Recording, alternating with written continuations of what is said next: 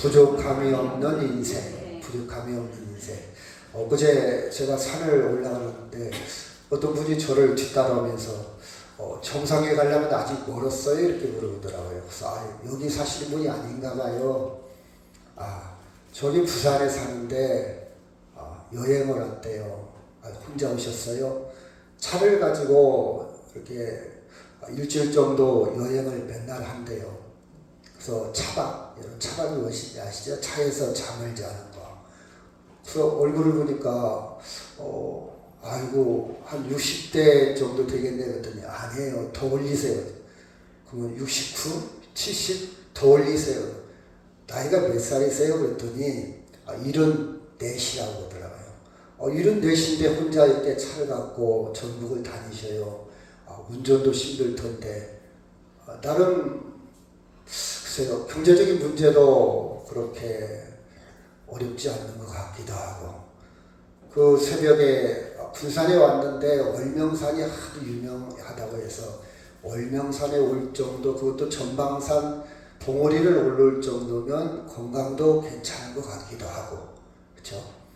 나름 인생을 뭐 제가 잘 알지는 못하지만 잘 살아왔다는 생각이 조금 들더라고요. 그래서 제가 이야기를 한 20분 정도 했는데 시간이 없어서 더 이야기는 하지 못하고 넘어오면서 마지막 제가 질문을 해왔어요. 근데 부족한 것이 없으세요? 그랬더니 왜 부족한 것이 없겠어요? 저도 혼자 살기 때문에 위롭기도 하고 내 인생을 많이 생각해 보기도 하고 굉장히 힘들 때가 많이 있죠. 하면서 그 이야기 그때 예수 그리스도를 제가 전도한 적이 있습니다. 이 본문에 있는 말씀에 보면 여호와는 나의 목자시니, 저는 시편 23편을 굉장히 좋아합니다. 좋아하는 이유 중에 제가 고등학교 때 교회를 다닐 때 그때 막 새마을 운동을 해서 그 새마을 스피커, 새마을 앰프, 여러분 그 뭐죠? 전원일기에 보면 전원일기의 동네가 어떤 동네죠? 무슨 동네? 양평리 이장이. 양평리 이장님이 마이크를 대고 동네에다 가져요. 그때 막 새마을 앰프가 보급이 됐어요. 교회도 보급이 돼가지고 차인벨이라는 것이 생겼어요. 지금 같으면 참 힘들겠지만 그때 정서로는 교회에서 차인벨 큰 앰프에다가 예종, 시작종, 예비종이 30분 전에 종을 치고 시작할 때 예배당에 종을 치잖아요. 종을 치는데 그때 분위기상 그 앰프로 크게 찬송가를 틀어놨어요. 동네, 시골 동네가 떠내려갈 정도로 높은 곳에서 앰프 출력이 그 스피커가 엄청 큰 것으로 틀어놨어요. 그러니까 이쪽 동네 저쪽에 다 들리죠. 지금 같으면 민원이 들어서 아마 난리 날 겁니다. 근데 그때는 통했어요. 그 차인벨 그 노래 중에 하나가 이동범 씨, 지금은 돌아가셨죠. 제가 어제 유튜브를 한번 들어보니까 그 옛날 그 LP판, 그러니까 레코드판의 녹음을 유튜브로 이렇게 누가 옮겨놨더라고요. 조금 음질은 좋지 않은데 한번 들어봤어요. 여호와는 나의 목자시니, 여호와는 나의 목자시니. 그 노래가 굉장히 제가 한 1년, 2년, 3년을 들었기 때문에 그것 때문에 23편을 굉장히 좋아했어요. 여러분 집에 가서 한번 들어보시기 바랍니다. 여호와는 나의 목자시니 내게 부족함이 없으리더라. 같이 한번 읽어볼까요? 시작. 여호와는 나의 목자시니 내게 부족함이 없으리로다. 그렇죠? 여러분 저는 이 말씀을 그때는 그냥 암기도 했고 많이 들었고 뭐 시니까 시편이 시 노래니까 들었는데 지금에 와서는 과연 부족함이 없을까? 여러분 인생을 살면서 부족함이 없을까? 이 시는요 다윗이 쓴 시거든요. 다윗한테 당신 인생을 다시 한번 산다면, 똑같은 인생을 다시 산다면 그 인생 다시 살아갈 생각이 있습니까? 이렇게 물어본다면 아마 제 생각인데 아니요. 절대 그렇게 똑같은 인생을 살고 싶지는 않습니다. 이렇게 말할 겁니다. 그 이유가 있어요. 다윗은요 아버지 이새의 8번째 아들입니다. 8번째. 여러분 8번째도 왕이 된다고요. 오늘날 애들을 적게 낳고 안 낳고 그런 추세인데 하나님은요 8번째 아들을 통해서 역사를 이루어가신 누가 아느냐고요. 그제 제가 결혼식을 갔는데 그 주례하는 사람이 그러더라고요. 옛날 세대인 것 같아요. 뭐라고 너는 장가 가서 무조건 많이 나야 된다. 많이 나야 된다. 그걸 여러 번 강조하더라고요. 그 신랑한테 물어보니까 신랑이 너 몇 날 거야? 그랬더니 셋은 나겠습니다. 셋 낳네요. 야, 애국자 태어났다. 셋.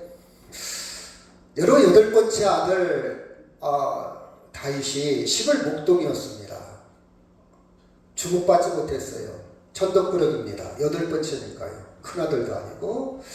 근데 이 목동이 왕의 사위가 됩니다. 사위가 돼. 그리고 나중에는 이스라엘의 통일 이스라엘, 반쪽이 아니고 통일 이스라엘의 왕이 됩니다. 여러분 지금 이스라엘 국기에 별이 그려져 있거든요. 그 별이 어떤 별이군이 다윗의 별이에요. 그처럼 이스라엘의 다윗은 영웅 중의 영웅입니다. 거룩한 임금, 성군 중에 왕 중의 왕이에요. 이스라엘의 역사에서 다윗은 빼놓을 수 없는 그런 위대한 인물입니다. 자, 그런데 다윗이 목동에서 왕이 되었지만은 그렇게 평탄한 인생을 살지 못했어요. 처음에 결혼을 했는데 사울 왕의 뭐랄까요 사위가 됐죠. 사울의 딸하고 살았는데 첫 결혼 생활이 순탄하지 못했어요. 별거 중입니다. 이 사울의 딸이 다윗을 무시합니다. 저 목동 주제, 저거 천한 것, 자기 남편을요 무시합니다. 다윗이 기분 좋겠습니까? 그래서 결국은 잠자리도 하지 않고 별거 하죠. 아들을 낳는데 다른 부인하고 아들 낳은 거예요. 미가라고 낳은 게 아니라 암논이라는 아들이 큰 아들입니다. 근데 이제 암논, 다말, 압살롬 이게 자녀들인데 배가 달라요. 부인이 여러 명이에요. 왕이다 보니까 옛날 정서가 그랬어요. 옛날에는 왕이 되다 보니까 부인이 여러 명이에요. 그래서 암논이 다말이라는 여동생을, 이복 여동생입니다. 여동생을 사랑을 합니다. 결국 강간을 하죠. 그랬더니 핏줄인 압살롬이 자기 여동생을 강간했단 말이에요. 그래서 압살롬이 장자 암논을 이복형을 죽입니다. 죽이고 도망치지요. 결국은 압살롬이 반란을 일으킵니다. 자기 아버지를 죽이려고, 자기 왕이 되려고 아버지를 죽이려고 칼을 들고 쫓아다녀요. 여러분, 아버지는 아들로 싸울 수 없잖아요. 아들을 죽일 수 없잖아요. 그래서 아버지 다윗은 도망다닙니다. 결국 도망다니다가 나중에는 압살롬이 죽게 돼요. 요단강까지 도망가다가 요압이라는 장군에 의해서 압살롬이 죽게 됩니다. 여러분, 자기를 죽이려고 쫓아다녔던 아들의 죽음을 놓고 그렇죠. 얼마나 가슴이 아팠을까. 좀 이따 말씀드리기로 하고요. 여튼 다윗은 대표적인 아들이 4명이 있는데 암논, 압살롬, 아도니아, 그 다음에 솔로몬. 이 4명이 대표적인 아들. 물론 아들이 많아요. 탁월한 아들이 4명인데 암논과 압살롬은 죽었잖아요. 아도니아와 솔로몬 2 아들이 남았는데 또 왕권을 위해서 어머니가 다르다 보니까 왕권을 위해서 또 아들들과 전쟁을 일으키죠. 아도니아 왕자는 요압이라는 장군과 아비나달 제사장과 시물 앞에서 솔로몬을 죽이려고 해요. 여러분, 솔로몬이 누굽니까? 밧세바를 통해서 낳은 아들이잖아요. 그렇죠? 밧세바. 이게 하나님의 은총입니다. 결국은 솔로몬이 다윗에 의해서 왕이 됩니다. 자, 자녀들의 문제, 죽음의 문제, 전쟁의 문제, 자기 와이프의 문제. 과연 다윗은 부족함이 없었을까? 인생을 평탄하게 살았을까? 저는 성경을 보면서 많은 생각을 해봅니다. 자, 여호와는 시작. 여호와는 나의 목자시니 내게 부족함이 없으로다. 근데 다윗은요 고백하기를 내게 부족함이 없다 이렇게 말하고 있습니다. 내게 부족함이 없다. 저는 성경을 묵상하면서 과연 나는 부족함이 없을까? 나는 부족함이 없을까?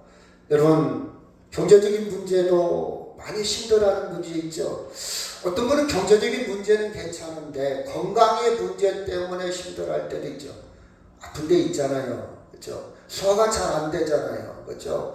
잘 먹고 잘 배설을 해야 되는데 먹는 건 잘 먹는데 나이 드시면 또 장운동이 오라가지 못해서 변비가, 사람은 속이 편해야 돼. 근데 변비가 생기면 속이 편할 수가 없잖아요. 그런 문제, 관절의 문제, 그 다음에 허리 아파서, 또 어떤 사람은 두통, 불면증, 여러 가지. 과연 부족함이 없을까? 또 관계의 문제잖아요. 자녀의 문제 있잖아요. 자, 친정 문제, 시집 문제, 또 자녀들의 문제. 여러분, 부족함이 없을까요? 아니면 무료한 것도 문제잖아요. 할 일이 없어. 나는 모든 것이 다 행복하게 보이는데 할 일이 없는 것도 재미가 없어. 이런 문제. 과연 우리 인생은 부족함이 없을까? 인간의 실존을, 저는요, 이 말씀을 정말 잘 나타나고 있어요. 같이 한번 읽어볼까요? 또 내가 시작.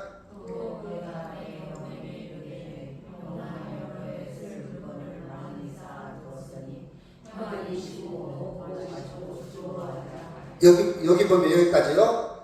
여러분, 여러 해 쓸 물건을 많이 쌓았다. 경제적인 문제가 풍부합니다. 나 연금도 잘 나오고 벌어놓은 돈도 있고 나는 건물주니까 맨날 세도 받고 있고 나는 경제적인 문제는 괜찮아. 그리고 여기 보니까 평안해요. 평안히 쉬고 먹고 마시고 나는 인생을 즐겁게 살아. 그렇죠? 그렇다고 해서 부족함이 없을까? 그때 20절에 보니까 시작.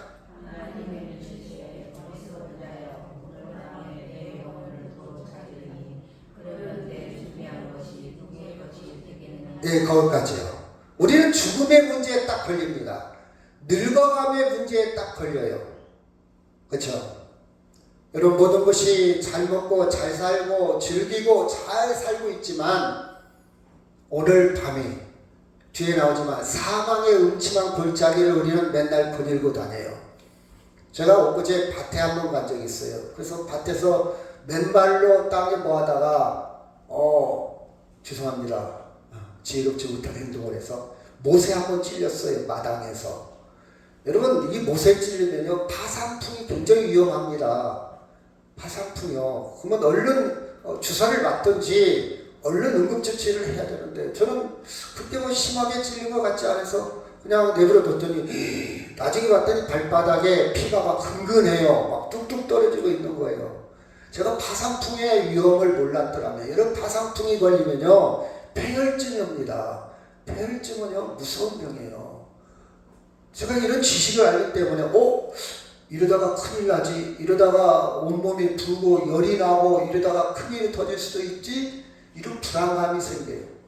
몰랐더라면 그냥 옛날처럼 저 어렸을 때처럼 못에 찔리면 망치로 막 두드리고 끝나잖아요. 그냥 뭐 대수롭게 여기지 않는데 지식이 좀 생기니까 이거 위험한데, 이거 방치가 안 되는데 불안감이 생겨요. 이게 사망의 음침한 골짜기야. 이러다 큰일 생길 수도 있는데, 그쵸? 불안한 생각이 드는 거예요. 여기 보니까 오늘 밤에 네 영혼을 들어 찾으리니 그러면 이 모든 것이, 준비한 모든 것이 누구 것이 되겠느냐? 이것이 인간의 실존입니다. 모든 것이 다 남이 볼 때는 행복한 것 같은데, 그쵸? 부족함이 있어요. 부족함이 있어. 성경에서 지적한 이것은 생명에 대한 부족함입니다. 그리고 21절 시작. 자기를 위하여 재물을 쌓아두고 하나님에 대해 부유치 못한 자가 이어. 하나님에 대해서 부유하지 못한다는 말은 여러분 돈으로 생각하지 못해요. 여러분 성경을 잘못 해석하면 나는 돈만 갖고 있고 하나님 앞에 헌금하지 않을 거야. 헌금의 인색하다. 그 뜻이 아닙니다. 그 뜻이 아니에요. 이런 걱정하지 마세요. 부유치 못한다 이 말은 하나님에 대한 생각이 크지 못하다 그 뜻이에요. 하나님에 대한 관심이 없다 그런 뜻이에요. 세상 물질은 세상의 대표적인 예입니다. 대표적인 거예요. 세상에 대해서는 먹고 마시고 즐기는 것은 굉장히 비중이 큰데 하나님에 대해서는 관심이 없어. 에이, 주일날 뭐 안 가도 돼. 뭐 오늘은 쉬야지 뭐. 오늘은 안 가. 그냥 하루 넘기면 된다. 예배 안 해도 뭐 괜찮아. 예배 안 해도 별일 일어나지 않잖아. 아, 저번에도 빠졌는데 뭐. 이게 부유치 못한 거예요. 하나님에 대한 관심이 없는 것이 부유치 못한 거예요. 이것이 인간의 실존입니다. 자, 4절에 나왔죠. 시작. 내가 사망의 음침한 골짜기로 다닐지라도 해를 두려워하지 않을 것은 주께서 나와 함께 하심이라. 주의 지팡이와 막대가 나를 안위하시며. 다윗도요, 사망의 음침한 골짜기를 지나면서 살아가고 있어요. 그럼에도 불구하고 나는 부족함이 없다 그랬어요. 사망의 음침한 골짜기를 다닌다 할지라도 누구나 인간의 실존, 인간이기 때문에 누구나 사망의 음침한 골짜기를 다닙니다. 머리가 띵해. 아, 내가 이번 건강검진 받아야 되는데 불안해. 아, 이번 여기가 조금 기침을 하는데 좀 불안해. 그쵸? 우리 자녀가 좀 불안해. 뭔가 이번에 여러분, 이게 사망의 음침한 골짜기를 다니는 거예요, 인간은. 사망은 나이가 먹을수록 더 많이 느껴지겠죠. 그쵸? 다윗도 사망의 음침한 골짜기를 계속 다녔던 거예요. 많은 전쟁을 치렀어요. 자식이 반란을 일으켰어요. 자식들끼리 칼부림이 일어났어요. 그는 얼마나 인생의 질곡을, 얼마나 눈물을, 얼마나 고통을, 슬픔을 견뎠을까. 그렇다 할지라도 그는 부족함이 없다 이렇게 고백을 합니다. 다시 한번 읽을까요? 시작. 여호와는 나의 목자시니 내게 부족함이 없으리로다. 여러분, 다윗이 현실적으로 많은 부족함이 있었는데 왜 그런 결론을 내릴 수 있었냐? 여기에 정답이 있습니다. 여호와는 나의 목자시니 그랬어요. 여호와는 나의 목자시니 내게 부족함이 없다 그랬어요. 여호와는 나의 목자시니. 다윗에게는 많은 인생의 질곡을 걸어가고 있었지만 여호와가 당신의 목자라는 것을 확실하게, 분명하게, 정확하게 고백하고 있다는 사실입니다. 사랑하는 여러분, 하나님이 나의 목자라는 것을 고백하는 전하연 되기를 주의 이름으로 축원합니다. 다윗이 말하는 목자의 개념은 무엇일까? 다윗은요, 어렸을 때부터 양을 쳤어요. 양을 길렀어요. 양무리들을 길러서 양과 목자의 관계를 너무 잘합니다. 양에 있어서 목자의 역할, 목자는 어떻게 양을 돌보는지 그 관계를 누구보다도 삶에 규석하게, 그렇죠, 묻어 있습니다. 묻어 있어요. 저는 들시스마 어렸을 때는 시골에서 아이들이 자라났으면 좋겠다는 생각을 많이 해요. 시골에서 자라나다 보면요, 흙, 물, 그쵸, 잡초, 꽃, 식물, 동물, 많은 것들이 인생에 버무려지기 시작해요. 그 소재들은요, 성장하면서 그 생각, 그가 가치관, 세계관, 모든 거에 많은 영향을 미칩니다. 아파트에 갇혀서 아이들이 학원만 왔다 갔다 하는 인생은 달라요. 물론 책을 통해서 보충할 수 있겠지만 현장에서 깊이 묻어있는 그런 교육과는 저는 전혀 다르다고 봐요. 저는요, 교육을요, 놀이를 통해서 애들이, 제가 학교에 종종 가는데요, 선생님들의 고정관념이 보면 애들이 떠드는 꼴을 못 봐. 애들이 장난치는 것을 전혀 그 꼴을 못 봐. 야, 너 조용히 해. 저는 이해가 안 돼요. 지금 아이들이 어렸을 때는 얼마나 에너지가 넘칩니까? 떠들고 싶어요. 이야기하고 싶어요. 장난치고 싶어요. 그 놀이 속에서 애들이 성장하거든요. 그 놀이 속에서 아이들이 생각하고 놀이 속에서 결정하고 놀이 속에서 창의력이 있는데 계속 선생님도 가만히 있어. 가만히 떠들면 안 돼. 선생님 얘기만 들어야 돼. 나는 이게 마음에 안 들어. 이게 마음에 안 들어요. 여러분, 그래서 저는 무슨 생각이 계속, 아이들은 어렸을 때는 꼭 시골에서 놀이를 통해서 흙놀이, 물놀이, 나뭇잎, 나무 이런 걸 놀이를 통해서 아이들이 성장하면 참 좋겠다. 참 좋겠다. 그래야 아이들이 행복하지 않을까?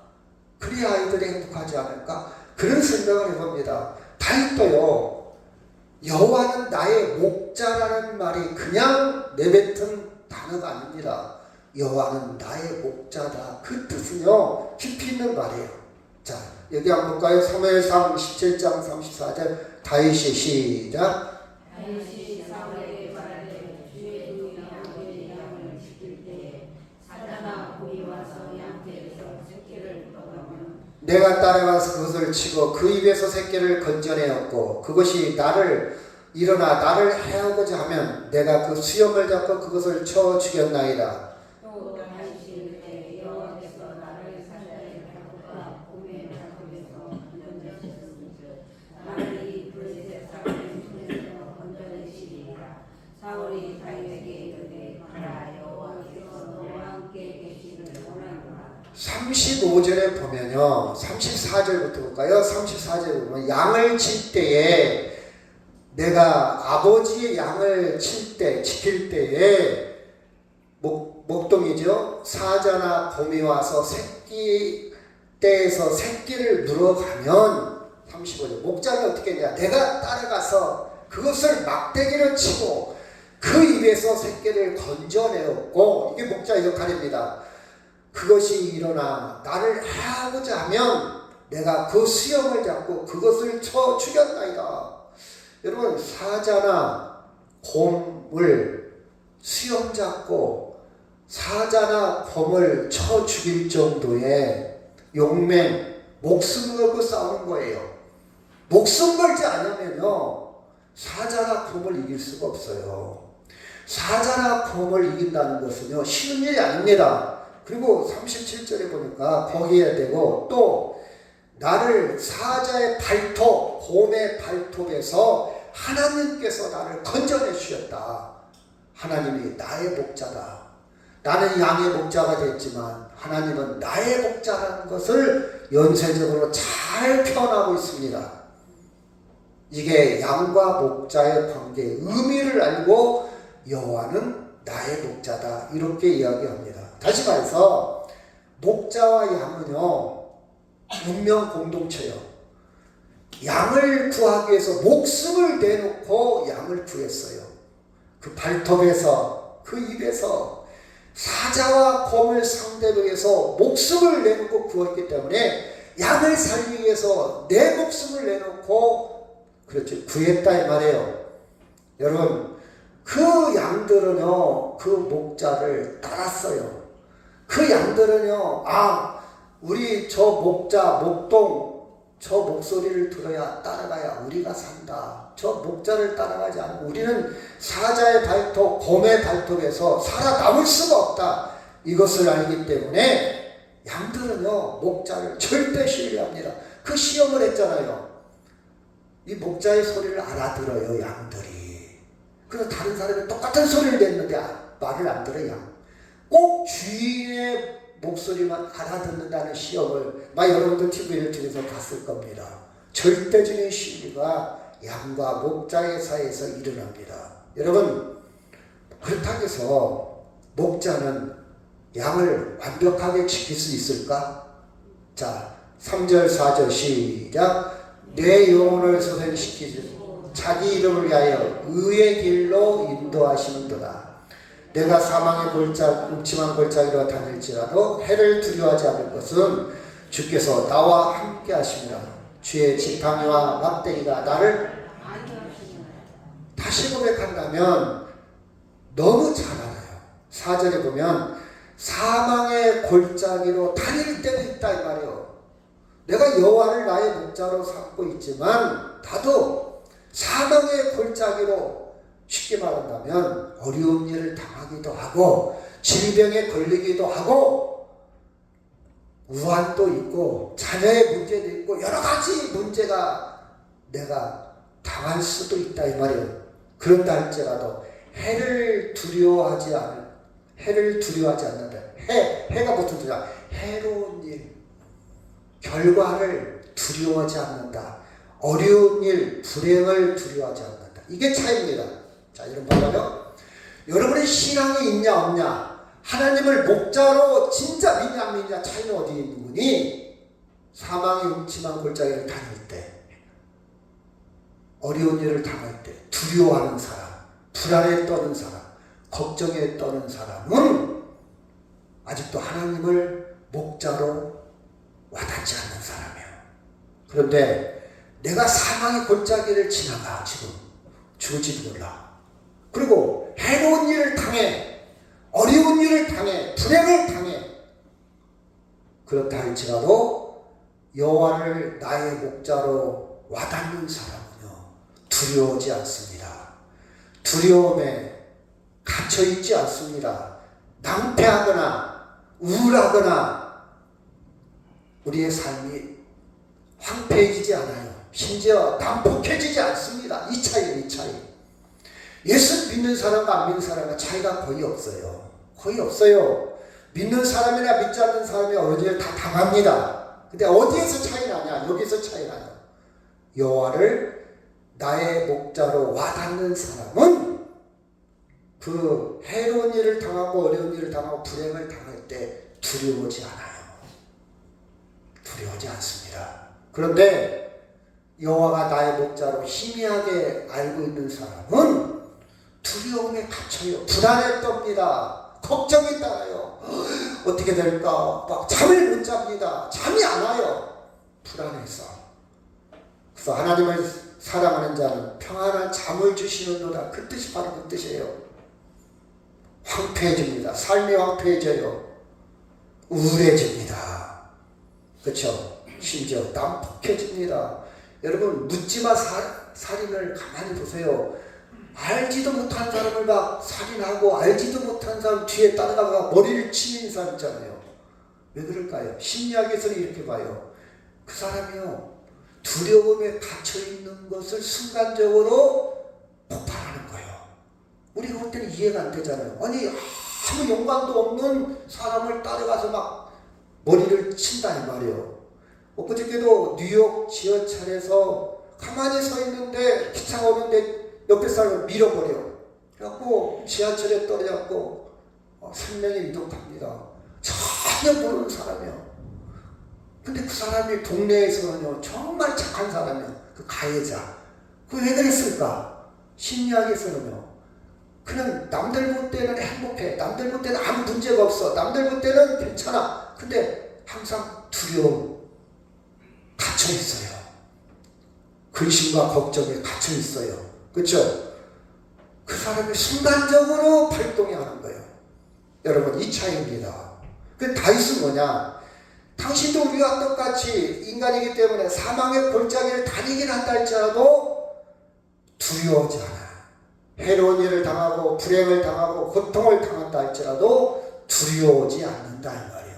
이게 여호와는 나의 목자시니 부족함이 없다. 그 의미입니다. 그 의미요. 4절 시작.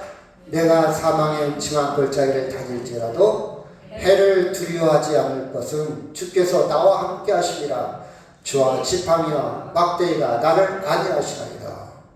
주님이 함께 하신다는 사실을 믿는다면 두려움에서 해방될 수 있습니다. 아멘.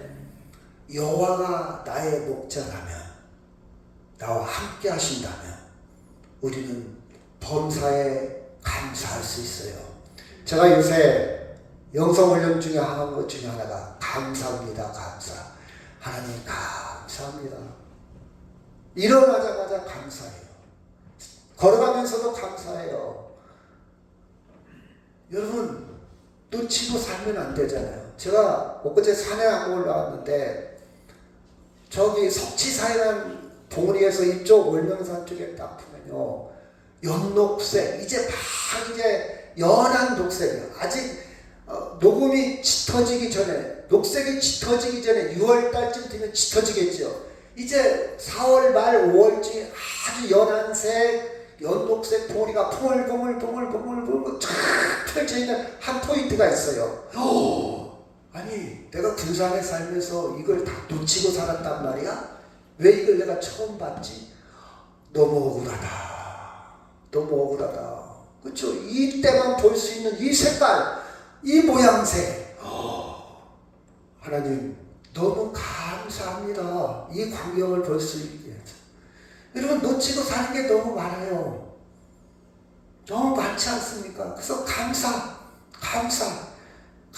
너무 감사할 게 너무 많지 않습니까? 여러분 내가 사망의 골짜기를 다니지 하나님 저는요 사망의 골짜기를 다니지 않게 해주세요. 그게 중요한 게 아니라 그렇게 기도하는 게 중요한 게 아니라 사망의 골짜기를 다닌다 할지라도 주님이 함께 하심을 깨닫게 해주세요. 이게 중요하다 이 말이에요. 아멘. 여러분 깊은 병에 걸렸기 때문에 더 깊은 기도할 수 있잖아요. 이게 축복이잖아요. 근데 하나님 우리는 깊은 병에 안 걸리게 해주세요. 그것보다 더 중요한 게 뭐냐, 그 깊은 병 속에서 하나님이 함께 하심을 깨닫게 해주세요. 내가 이 병에 안 걸렸더라면 이렇게 하나님께 간절히 기도한 적이 없습니다. 제가 우리 아들이 한 적 기억이 지금도 나요. 여러분한테 얘기했을 거예요. 훈련에 진주의 공군 훈련소에 갔는데 공군은요 훈련 성적에 따라서 자기가 원하는 근무지를 선택할 수 있대요. 그 군산에 오려고 아버지 제가요 훈련 받으면서 군산에 오려고 그렇게 기도해 본 적은 처음이에요. 그렇게 간절히 기도해 본 적은 처음이래요. 그가 그런 훈련을 안 받고 군산에 선택권이 없었다면 그런 기도할 기회가 없잖아요. 그런 기도할 기회가 없잖아요. 근데 그렇게 간절히 기도할 체험이 있었다 이 말이에요. 그렇지 않아요 여러분? 여러분 하나님이 함께 하심을 깨닫게 주옵소서. 이게 중요해요. 이게 그래서 주의 지팡이와 막대기가, 지팡이는요 인도하는 길이요. 하나님 내 인생을 선한 길로 의로운 길로 인도해 주옵소서. 막대기는요 짐승을 물리칠 때 사용하는 도구입니다. 무기입니다. 때로는 나를 엄습해오고 억압해오고 나한테 고통이 올 때 주께서 물리쳐 주옵소서. 그것을 다윗은 목동의 오랜 세월 속에서 몸에 들어있다 이 말이에요. 오랜 신앙생활 속에서 그런 다윗은 체험했다는 사실입니다. 이것은 절대적인 믿음입니다. 여호와는 나의 목자시니, 내가 목자를 해봤다. 근데 여호와는 나의 목자구나. 인생의 나의 목자구나. 그래서 하나님과의 관계가 깊이 들어갔어요. 여러분 하나님과의 관계가 깊어지면요 너는 왜 항상 웃니? 너 힘들잖아. 너 지금 눈물 나잖아. 너 지금 어렵잖아. 너 지금 슬픔이 있잖아. 근데 웃음이 나와? 웃을 수 있어요. 하나님과의 관계가 깊어지면 모든 게 은총입니다. 모든 게 선물입니다. 모든 게 감사합니다. 감사합니다. 로마서 8장 23절 시작. 우리가 알거니와 하나님을 사랑하는 자 곧 그의 뜻대로 부르심을 입은 자들에게는 모든 것이 협력하여 선을 이루느니라. 모든 것이 협력해서 선을 이룹니다. 지금 고통도 하나님의 디자인, 계획, 태초전에 하나님의 디자인 속에서 되어지는 프로세스, 과정이라고 생각하면 놀라지 않아요. 제가 그런 예를 많이 들잖아요. 나 지금 급해가지고 차를 막 운전하고 가는데 어떤 녀석이 팍 끼어들어가지고 못 가게 나를 지체하고 있어. 화날 수 있잖아요. 운전을 줬다 이러면 어떡해. 나 지금 급한데 안 비켜? 할 수도 있잖아요. 근데 하나님께서 내가 급히 가다 보니까 너 그렇게 가면 사고나. 너 잠깐 멈춰. 2초만 멈춰 있어. 하나님이 그런 계획이 있을 줄 누가 아냔 말이에요. 하나님은요 내가 볼 때는 불합리, 내가 볼 때는 잘못된 게 많이 있어요. 이해가 안 돼요. 신앙생활 하면서 하나님 살아계신다면 왜 그럽니까? 왜 이런 고통을 나에게, 이런 아픔을, 슬픔을 줍니까? 그런데 큰 그림을 그리면요 하나님의 계획이 있는데, 섭리가 있는데 선을 이루시는 하나님, 여러분 믿으시기를 바랍니다. 여러분 불합리한 것도 있죠. 불합리라는 것이 다 맞는 말은 아니에요. 우리가 합리적이지 못할 그런 말도 아니에요. 여러분 저는요 철학을 공부하다 보니까 불합리하다? 그것이 좋을 수도 있어요. 예를 들어봅시다. 에베레스트 산에 올라가는 사람이요. 우리가 그때 저거 막 몇천 미터, 8천 미터, 7천 미터 올라가 미끄하면 눈 속에 빠져 죽습니다. 아니면 갑자기 눈이 녹아서 덩어리가 돼서 나를 덮칠 수도 있어요. 어디에 묻혔는지 수천 미터 땅덩이에 떨어져 죽습니다. 근데 그거 올라가잖아요. 그게 합리적입니까? 합리적이지 않아요, 여러분. 근데 그 사람들은 올라가요. 여러분, 세상에는요, 합리적이지 않은 것도 많이 있어요. 꼭 합리적이 우리는 길들이 돼서 이건 합리적이지 않은데 이렇게만 생각하지 마세요. 여러분, 이성, 합리 다 옳은 거 아니에요. 우리는 몰라요. 모른다고요. 하나님께 맡기면 협력해서 선을 이루다 했어요. 때로는 잘못된 것이 나중에는 그것이 좋은 것이 될 수도 있고, 내가 좋은 것처럼 생각했는데 나중에는 그것이 덫이 되고 아픔이 될 수도 있고, 우리 인생은 몰라요. 어떻게 될지 몰라요. 하나님만이 아십니다. 아멘. 하나님만이 선한 분입니다. 하나님만이. 그래서 우리는요, 부족함이 없다, 모자람이 없다, 이렇게 표현할 수 있어요. 요한복음에는 요한은 이렇게 표현합니다. 나는 시작.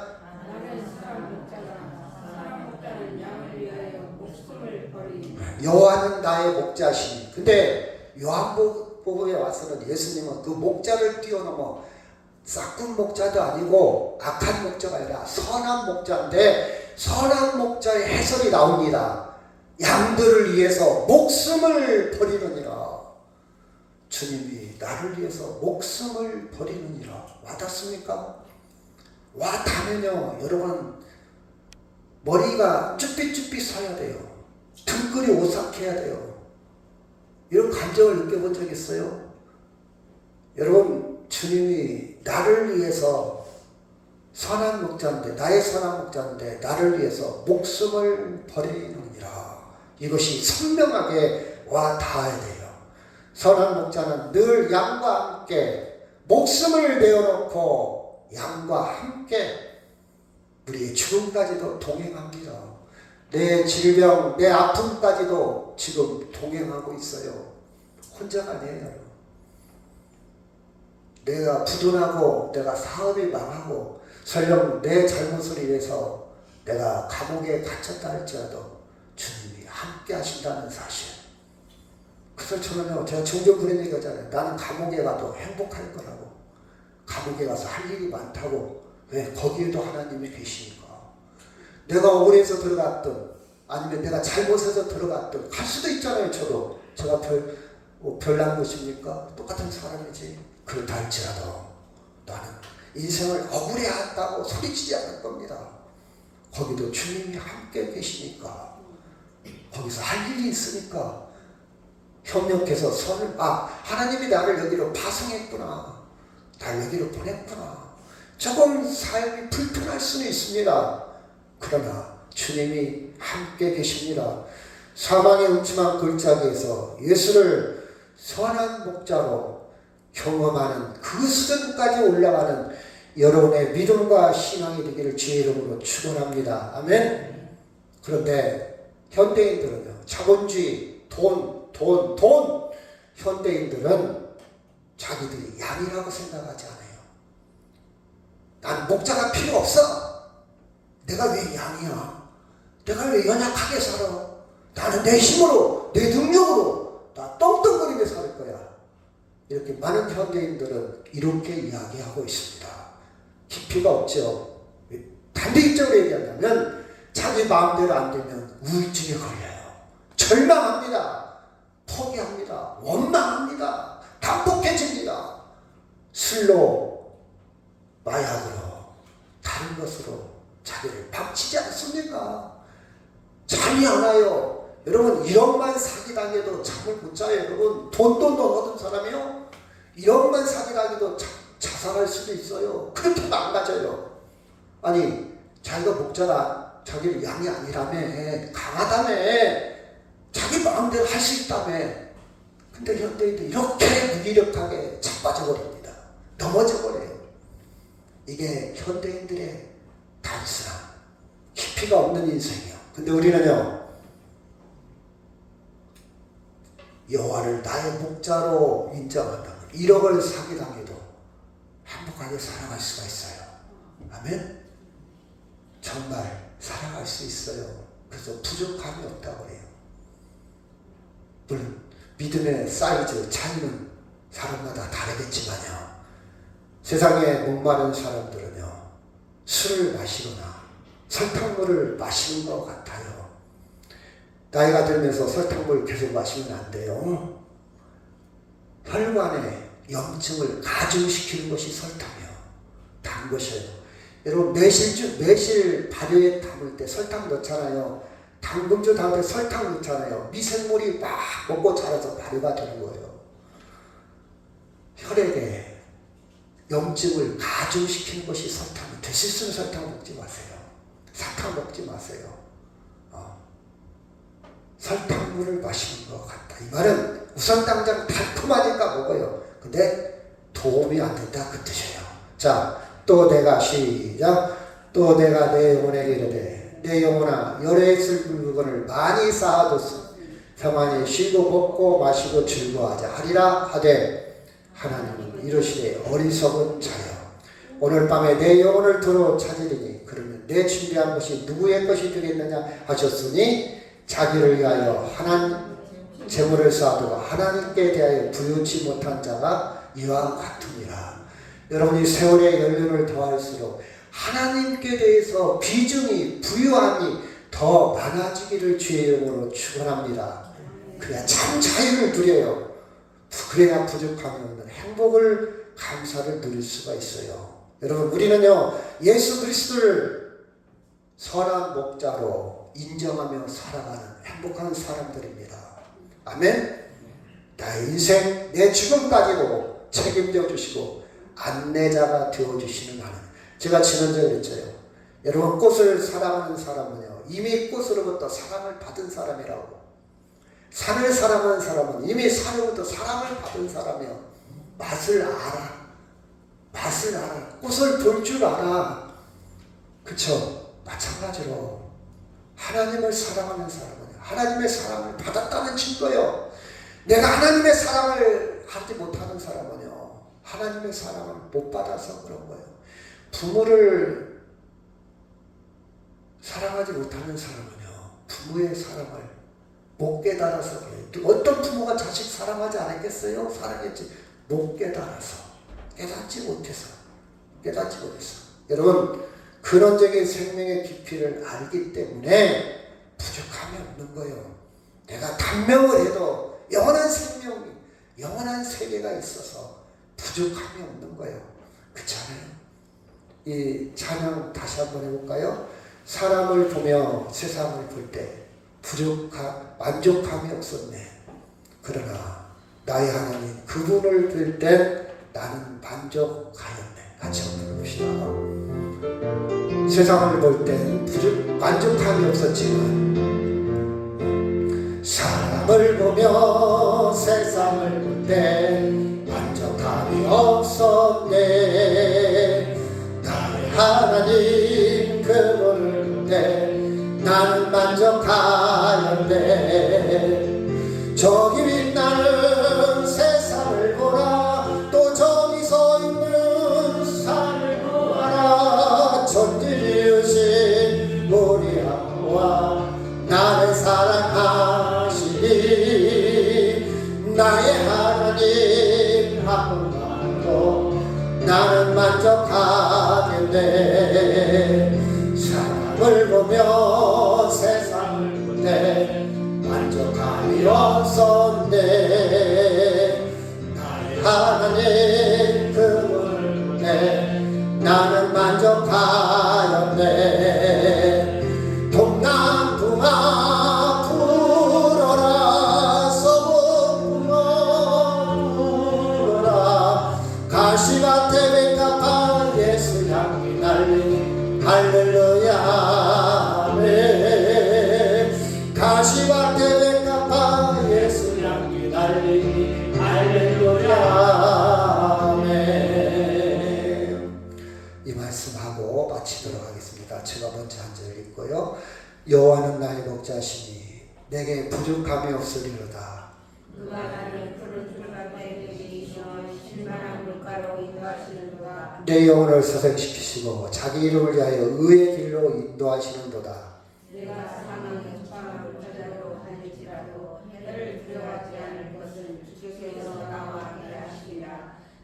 지팡이와 막대기가 나를 안으시느니라. 주께서 내 원수의 목전에서 내게 상을 차려주시고 기름을 내 머리에 부으셨으니 내 잔이 넘치나이다. 내 평생의 선하심과 인자하심이 반드시 나를 따르리니 내가 여호와의 집에 영원히 살리로다. 아멘. 다 같이 통성으로 기도합니다.